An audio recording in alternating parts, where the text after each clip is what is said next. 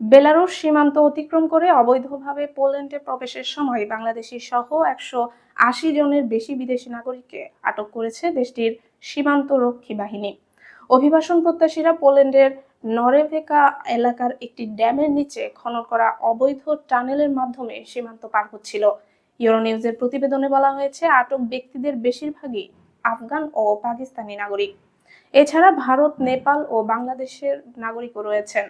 পোল্যান্ডের সীমান্তরক্ষী বাহিনী জানায়, সমন্বিত ইলেকট্রনিক নজরদারি ব্যবস্থার মাধ্যমে দ্রুত তাদের অবস্থান শনাক্ত করা সম্ভব হয়। অভিযানে সেনা, পুলিশ ও প্রশিক্ষিত ট্র্যাকিং কুকুর অংশ নেয়, যার ফলে অধিকাংশ অভিবাসীকে তাৎক্ষণিকভাবেই আটক করা হয়। সীমান্তরক্ষীরা জানান, বেলারুশ সীমান্ত থেকে প্রায় 50 মিটার দূরে বনাঞ্চলের মধ্যে টানেলটি খোঁড়া হয়েছিল।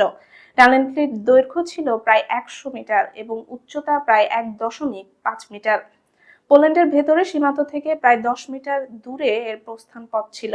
অভিযানের সময় সীমান্ত পারাপারের সহায়তার অভিযোগে 2 জন চালককেও আটক করা হয়। তাদের মধ্যে একজন 69 বছর বয়সী পোলিশ নাগরিক এবং অন্যজন 49 বছর বয়সী লিথুয়ানিয়ান।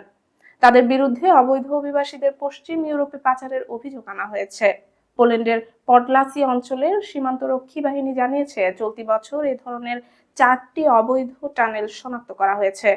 তারা আরো জানায়, ইলেকট্রনিক ও শারীরিক নিরাপত্তা ব্যবস্থার সমন্বয়ের ফলে সীমান্তে অবৈধ অনুপ্রবেশের চেষ্টা দ্রুত প্রতিহত করা সম্ভব হচ্ছে।